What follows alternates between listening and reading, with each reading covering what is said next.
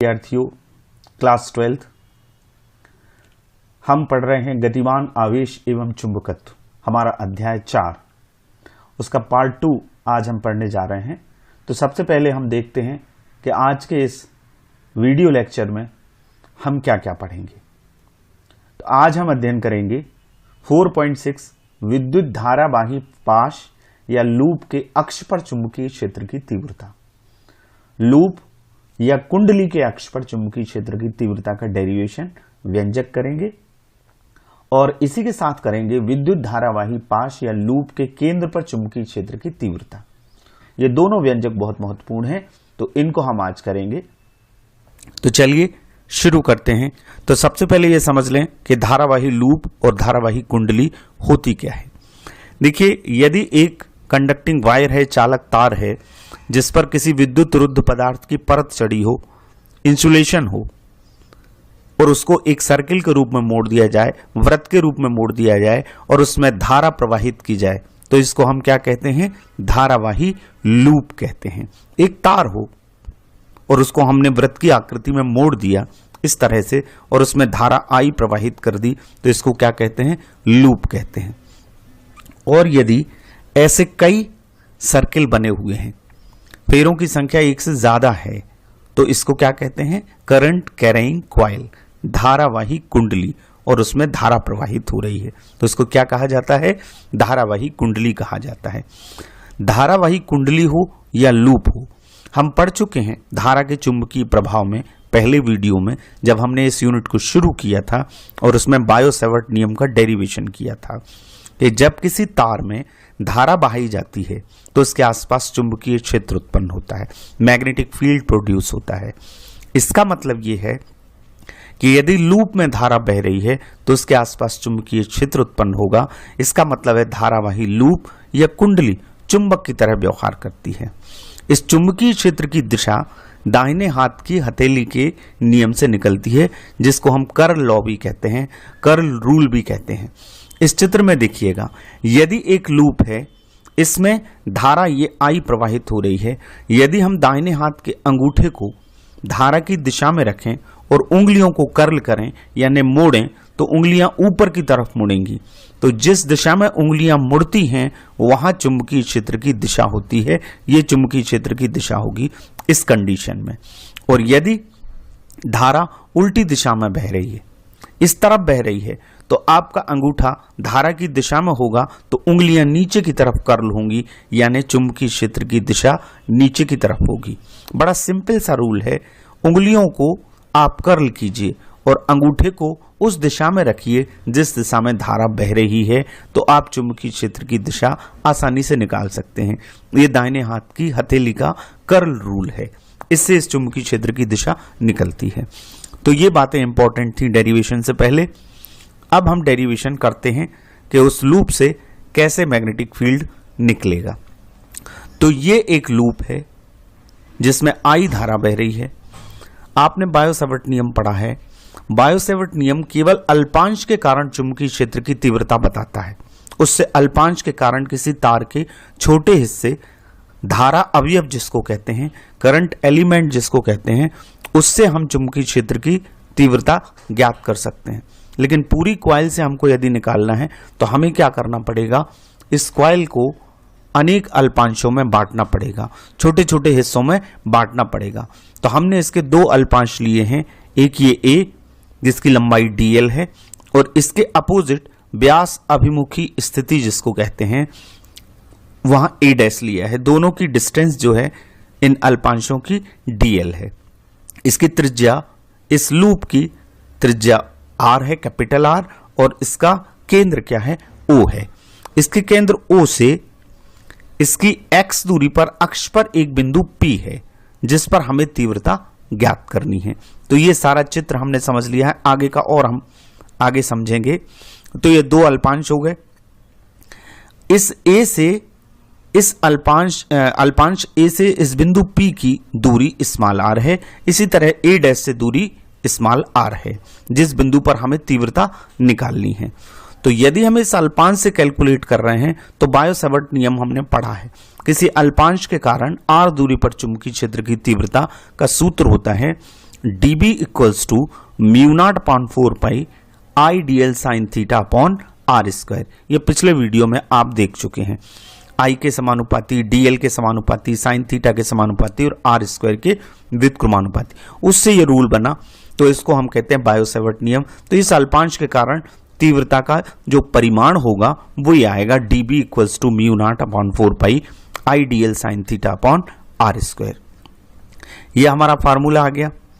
अब हम देखते हैं, ये फर्स्ट इक्वेशन हमने इसको दे दिया। ये जो थीटा है यहां जो आ रहा है वो धारा अवयव ए यानी इस करंट एलिमेंट ए और इसे बिंदु P से मिलाने वाली रेखा के बीच बनने वाला कोण है। यहां पर कोण बनता है, ये एंगल बनेगा वो कितने डिग्री का होगा? 90 डिग्री का होगा। तो 90 डिग्री का जब ये कोण है तो इसका मतलब है थीटा की वैल्यू क्या है? 90 डिग्री है। तो हम यहां पर थीटा की जगह क्या रख देंगे? 90 डिग्री रख देंगे। तो हमारा इक्वेशन हो जाएगा first dB equals to mu naught upon 4 pi I D L sine 90 upon R square. Theta की जगह हमने क्या रख दिया? साइन 90। अब आप लोग जानते हैं कि साइन 90 की वैल्यू क्या होती है? 1 होती है। तो इसका मतलब है यहां 1 आ गया। तो हमारा dB इक्वल्स टू आएगा mu naught upon 4 pi I D L upon R square. इसको हम इक्वेशन नंबर 2 दे देंगे। यह हमारा समीकरण नंबर 2 है। लेकिन ये इस अल्पांश से तीव्रता का क्या आ गया? परिमाण आ गया। चूंकि ये सदिश राशि है, चुंबकीय क्षेत्र की तीव्रता सदिश राशि है, दाहिने हाथ की हथेली के नियम से यदि हम इस अल्पांश के कारण तीव्रता की दिशा निकालें तो वो इन दोनों के तल के लंबवत होती है और वो दिशा होती है PQ। यानी समीकरण 2 में ये जो दिशा है इससे जो निकलेगी चुंबकीय क्षेत्र की परिमाण dB, इसकी दिशा PQ, इसके लंबवत होती है। तो ये क्या आएगी? PQ आएगी। और इस अल्पांश से A डैश से यदि हम निकालेंगे तो परिमाण तो यही आएगा, क्योंकि दूरी क्या है? R है। दूसरे अल्पांश से भी परिमाण इतना ही आएगा, समीकरण 2 की तरह, mu naught upon 4 pi I D L upon R square. Sine 90 वहां भी बंद हो जाएगा, लेकिन दिशा नीचे की तरफ होगी, ये PQ डैश। इस अल्पांश के कारण लंबवत दिशा में, यानी आप यदि इसको देख रहे हैं तो आपकी तरफ दिशा होगी PQ और PQ डैश आपके अपोजिट दिशा होगी, नीचे की तरफ होगी। तो इस तरह से PQ और PQ डैश होगी। अब इस dB को, ये जो dB निकाली है उसको हम 11th में पढ़े हैं, किसी भी सदिश राशि को 2 घटकों में हम वियोजित कर सकते हैं। तो इसके कंपोनेंट करेंगे हम। चलिए हम यहां देखते हैं कैसे कंपोनेंट होंगे। 2 अल्पांशों में, अल्पांशों के कारण, इन दोनों अल्पांशों के कारण जो dB बनी उसको 2 घटकों में हम वियोजित कर सकते हैं। इस अल्पांश के कारण इस अक्ष के लंबवत जो घटक होगा वो होगा dB cos phi, और इस अल्पांश के कारण भी लंबवत जो घटक होगा इसका वो होगा dB cos phi। ये अपोजिट दिशा में है और परिमाण में बराबर है। dB cos phi, dB cos phi आप देख रहे हैं, एक की दिशा Pn है और एक की दिशा Pn डैश है, तो बराबर और विपरीत दिशा में है। इसलिए ये दोनों घटक एक दूसरे को क्या कर देंगे? निष्फल कर देंगे, निरस्त कर देंगे, कैंसिल आउट हो जाएंगे। और अक्ष के जो समानांतर घटक हैं वो क्या होंगे? dB sin theta, dB sin phi। यहां ये phi कोण है, ये वाला कोण phi है, तो ये भी phi होगा। तो ये dB sin क्या है? phi है।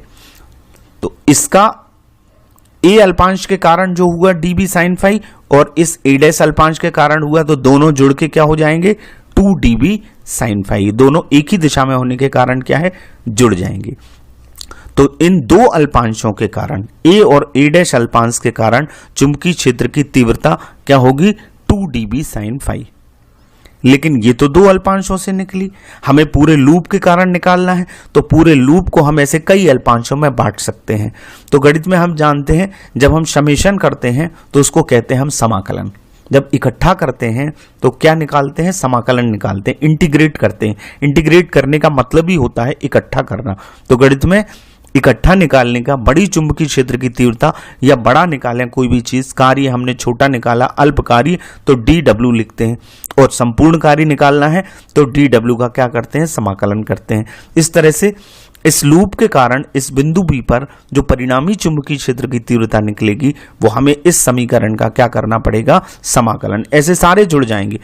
10 अल्पांश है 10 dB sin phi, तो कंप्लीट अल्पांश निकालने के लिए हम इसका क्या करेंगे, इंटीग्रेशन करेंगे, यानी इसका समेशन कर देंगे, इनको जोड़ देंगे। तो ये हमारा समीकरण 3 आ गया। अब समीकरण 2 हमारा क्या था, वो sin 90 हमने 1 किया था, तो dB इक्वल्स टू क्या आया था, μ0/4π IdL/r²। तो इस dB के स्थान पर हम ये मान रख देंगे। तो अब ये आ जाएगा ये दूसरा समीकरण और ये हमारा तीसरा समीकरण। हमने दूसरे की वैल्यू यहां रखी तो ये आ गया dB sin phi, dB की वैल्यू रखी तो ये आया μ0/4π IdL/r² sin phi। ये इक्वेशन नंबर 4 आ गया। अब हमें इस पूरे डायग्राम से इनकी वैल्यूज निकालनी है। तो सबसे पहले साइन फाई को देखें, ये फाई है, साइन थीटा बराबर होता है लंब बटे कर्ण। तो थीटा के सामने यानी फाई के सामने क्या है, ये OA है और ये वैल्यू क्या है, R है, और कर्ण क्या है, ये AP, और वो वैल्यू क्या है, स्मॉल r है। तो साइन फाई की वैल्यू क्या आएगी, लंब बटे कर्ण यानी R कैपिटल R/R इस डायग्राम में यानी OAP ट्रायंगल में आप देख सकते हैं। अब हम ये निकाल लिए किसकी, साइन फाई की वैल्यू। अब हमने साइन फाई की वैल्यू यहां पुट कर दी समीकरण 4 में, तो हमारा ये इक्वेशन इस तरह से हो गया, इंटीग्रेशन μ0/4π IdL/r² साइन फाई की जगह R/r हो गया। अब हम इनमें से कांस्टेंट वैल्यू बाहर निकाल लेंगे। r² से का r से मल्टीप्लाई होगा तो r³ आ जाएगा। μ0/4π कांस्टेंट है, I कांस्टेंट है, R कांस्टेंट है, केवल dl लंबाई को हमें निकालना है, तो dl इंटीग्रेशन के अंदर रहेगा। ये इक्वेशन हमारा क्या होगा, 6। अब एक लूप है यानी एक वृत्त है, और वृत्त की पूरी लंबाई कैसे निकलती है, उसकी परिधि से निकलती है। इसकी त्रिज्या कितनी है, कैपिटल R है, तो इस वृत्त की परिधि का सूत्र क्या होता है, 2πr। तो इस लूप की कुल लंबाई क्या हो जाएगी, सारे अल्पांश जुड़ गए यानी टोटल लेंथ हमको निकालना है, टोटल लेंथ ही उसका इंटीग्रेशन है, समेशन है। तो ये dl की वैल्यू क्या हो गई, 2π कैपिटल R। हमने समीकरण 6 में ये वैल्यू रख दी, तो हमारे इक्वेशन क्या हो जाएगा, μ0/4π I capital R/r³ into 2π capital R। अब ये कैपिटल R एक यहाँ है और यहाँ कैपिटल R है, इसको हल करेंगे तो μ0/4π I 2π r²/r³। ये अभी हमारे पास आया। अब हमने क्या करना है कि इसमें ये हमारा 8वां इक्वेशन आ गया। अब हमको क्या करना है, फिर से समकोण त्रिभुज OAP को देखना है। OAP में चूंकि ये समकोण त्रिभुज है, राइट एंगल ट्राइंगल है, तो इसमें पाइथागोरस प्रमेय लगेगी। पाइथागोरस प्रमेय क्या कहती है, लंब का वर्ग प्लस आधार का वर्ग बराबर कर्ण का वर्ग, तो परपेंडिकुलर का स्क्वायर, बेस का स्क्वायर और इजकल टू हाइपोटेन्यूज का स्क्वायर। तो OA square plus OP² is equal to क्या होगा, AP²। OA की वैल्यू क्या है, कैपिटल R²। OP की वैल्यू क्या है, ये डिस्टेंस कितनी है, x है, तो x²। और कर्ण कितना है, AP, स्मॉल r है, तो स्मॉल r² की वैल्यू हमारे पास क्या आ गई, r² प्लस x²। अब स्मॉल r की वैल्यू निकाल लेंगे इससे, तो स्मॉल r निकालेंगे तो इसके ऊपर क्या लग जाएगा, रूट लग जाएगा, अंडर रूट लग जाएगा, तो स्मॉल r की वैल्यू आ जाएगी √r² प्लस x²। अब यही हम r³ की वैल्यू हमको चाहिए, स्मॉल r³ की, तो r³ निकाल लेते हैं, क्योंकि रूट का मतलब आप जानते हैं क्या होता है, 1/2। रूट का मतलब क्या होता है, 1/2 पावर है ये। अब इसकी त्रिघात यदि निकालना है तो इसमें ऊपर 3 का गुणा होगा तो ये 3/2 हो जाएगी। तो r त्रिघात की वैल्यू हमने निकाल ली, तो हमारा r² प्लस x² की पावर 3/2, 3 का गुणा हो गया इसमें घात में, तो 3 1 जा 3, 3/2 आ गई। ये इक्वेशन 9 आ गया और ये इक्वेशन 8 है। r³ की वैल्यू हमने निकाली, पुट कर दीजिए इक्वेशन 8 में r³ की वैल्यू, तो 8 उड़ने से हमारे पास आएगा μ0/4π I, ये 2π r² वैसे ही का वैसा, और ये r³ की जगह हम ये 9 की वैल्यू रख देंगे, समीकरण 9 की, r² प्लस x² की पावर 3/2। ये हमारा 8वां इक्वेशन आ गया। अब ये जो हमारे पास आया, ये इस लूप के कारण इस बिंदु P पर चुंबकीय क्षेत्र की तीव्रता का व्यंजक है। अब इसको हम ऐसे भी लिख सकते हैं। एक तो तरीका ये है, हमने म्यू नॉट अपॉन 4 पाई के रूप में लिखा है। आप जानते हैं इसकी वैल्यू 10 टू द पावर -7 होती है। जो आपने विद्युत में पढ़ा फर्स्ट यूनिट में, इसकी जगह लगता है 1/4 पाई एप्सिलॉन 0। उसकी वैल्यू होती है 9 × 10 टू द पावर 9, लेकिन इसकी वैल्यू होती है 10 टू द पावर -7। तो इजीली आप रख के और वैल्यू रख के कोई आंकिक सवाल कर सकते हैं। अब यदि इसको और सॉल्व करना है तो हम क्या कर सकते हैं, ये पाई से क्या हो जाएगा, ये पाई हमारा क्या हो जाएगा, कैंसिल हो जाएगा, और 2 से ये 4 कैंसिल होगा तो 2 आएगा। तो ऊपर आ जाएगा mu not I R square 2r² plus x² की पावर 3/2। एनसीईआरटी की बुक में यहां तक दिया है, ये भी सही है। ऊपर म्यू नॉट अपॉन 4 पाई कांस्टेंट के रूप में आप लिख दें, और ये भी सही है। ये तो एक लूप से निकली। लूप के कारण यदि अक्ष पर चुंबकीय क्षेत्र की तीव्रता निकालना है तो यहां तक आएगा।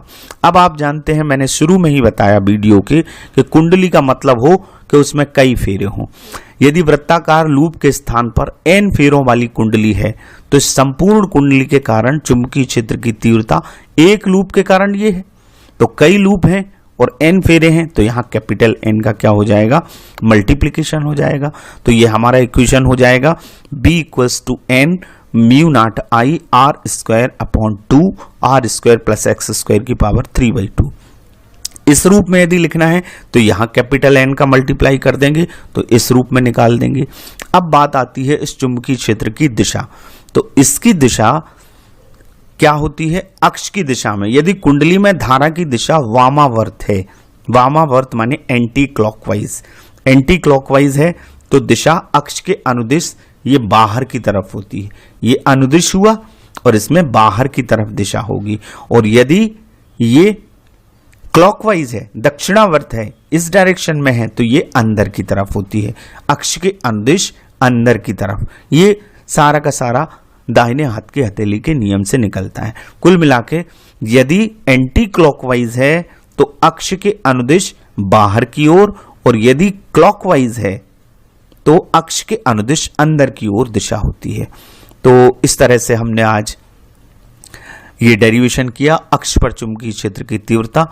मुझे आशा ही नहीं वरन पूर्ण विश्वास है कि आपको ये समझ में आया होगा। और देखिए, बायो-सैवर्ट नियम के यूज से हमने लूप के अक्ष पर चुंबकीय क्षेत्र की तीव्रता का डेरिवेशन निकाला, और उसी बायो-सैवर्ट लॉ से हम इस वृत्ताकार लूप के केंद्र पर चुंबकीय क्षेत्र की तीव्रता का व्यंजक ज्ञात करेंगे। हमने उसे क्वाइल के भी लिए कन्वर्ट किया n का मल्टीप्लाई करके, और इसे भी हम कुंडली का कन्वर्ट करेंगे। तो एक लूप, जैसा कि आप जानते हैं पिछले वीडियो में आपने पढ़ा है, एक तार इंसुलेटेड वायर जिसको सर्किल बना के मोड़ दिया जाता है और उसमें धारा प्रवाहित की जाती है, उसको कहते हैं हम लूप। तो ये एक लूप है जिसका केंद्र O है और इसका रेडियस क्या है, R है। इसमें I धारा दक्षिणावर्त दिशा में क्लॉकवाइज डायरेक्शन में फ्लो हो रही है। तो इसके केंद्र पर तीव्रता निकालने के लिए हमें इसकी परिधि को बहुत सारे अल्पांशों में बांटना पड़ेगा। तो हमने कई अल्पांशों में इसको बांटा। इसका एक अल्पांश यानी करंट एलिमेंट AB है जिसकी लेंथ dl है। एक्चुअली में करंट एलिमेंट का जो डायरेक्शन होता है ये वेक्टर dl है, और इसका डायरेक्शन धारा की दिशा में होता है। और ये जो त्रिज्या है इस करंट एलिमेंट पर परपेंडिकुलर होती है, लंबवत होती है, क्योंकि ये स्पर्श रेखा की दिशा है और ये त्रिज्या है। तो थीटा की वैल्यू यहाँ 90 डिग्री आती है, इसलिए यहाँ 90 डिग्री लिखा हुआ है। तो हमने ये मान लिया कि एक लूप है जिसका सेंटर O है, रेडियस R है, I धारा बह रही है, dl लंबाई के कई अल्पांशों में हमने इसको बांटा। तो बायो-सैवर्ट नियम ये कहता है कि इस अल्पांश करंट एलिमेंट के कारण इस पॉइंट O पर जो मैग्नेटिक फील्ड है वो I sin theta upon r² होगी। ये बायो-सैवर्ट नियम लिखा हुआ है। यदि अल्पांश और अर्पांश को उस बिंदु से जहां पर हम तीव्रता निकाल रहे हैं उसको मिलाने वाली रेखा और अल्पांश के बीच का कोण थीटा हो तो हमारा बायो-सैवर्ट नियम ये होता है। ये हमने पहले पढ़ लिया है, dB = mu naught upon 4 pi I sin theta upon r²। अब हमने ये देखा कि ये हमारा इक्वेशन आया। तो धारा अवयव जो है, करंट एलिमेंट है, वो I वेक्टर dl होता है, और इसकी दिशा जैसा कि मैंने पहले ही बताया धारा की दिशा में होती है। और ये धारा स्पर्श रेखा के अनुदिश है ये, और त्रिज्या स्पर्श रेखा पर क्या होती है, लंब होती है। तो थीटा की वैल्यू क्या आएगी, 90 डिग्री आएगी। तो हम इस इक्वेशन में साइन थीटा जो लिखा हुआ है वहां थीटा की जगह क्या रख देंगे, 90 रख देंगे।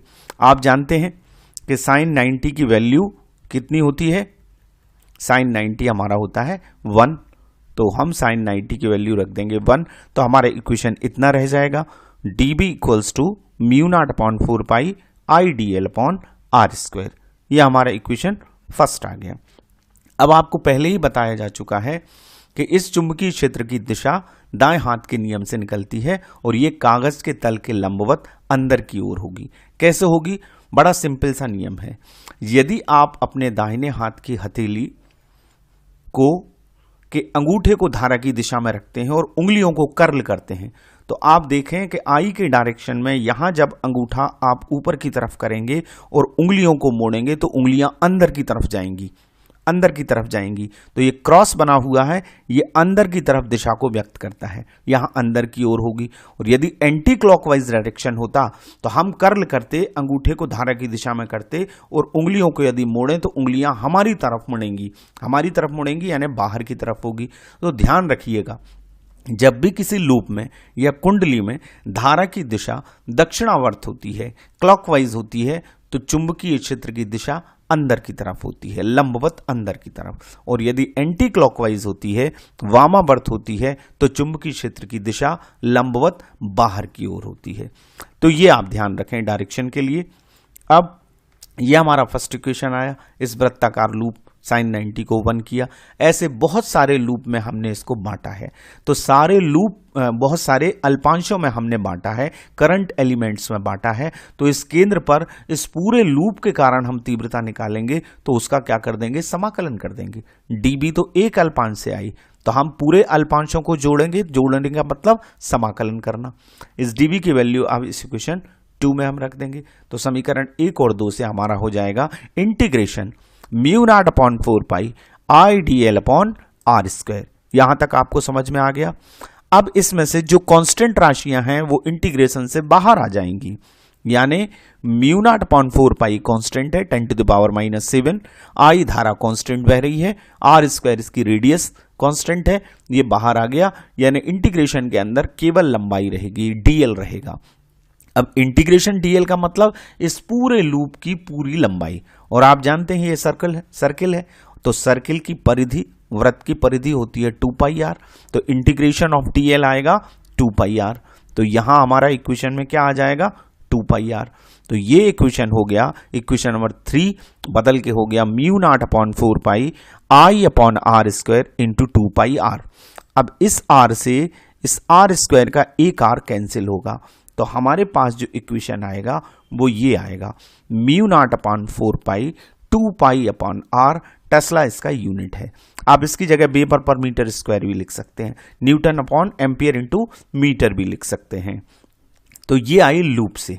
इसको दूसरे तरीके से भी कर सकते हैं कि आप पाई से पाई को काट दें, हम उसे भी देखते हैं। तो ये हमारा इक्वेशन हुआ लूप के कारण। अब हम क्या करेंगे, ये हमारा इक्वेशन आया, इसको हम क्या करेंगे, दूसरे तरीके से भी लिख सकते हैं। दोनों इक्वेशन लूप के हैं। क्या करेंगे, इस पाई से इस पाई को क्या कर देंगे, कैंसिल कर देंगे, और ये 2 से ये 4 कैंसिल होगा तो 2 टाइम्स होगा। तो हमारे पास क्या आ जाएगा, B equals to mu naught I upon R, और ये नीचे 2 बचा 2R। तो ये दोनों इक्वेशन काय के हैं, लूप के कारण केंद्र O पर चुंबकीय क्षेत्र की तीव्रता फ्रॉम बायो-सैवर्ट लॉ।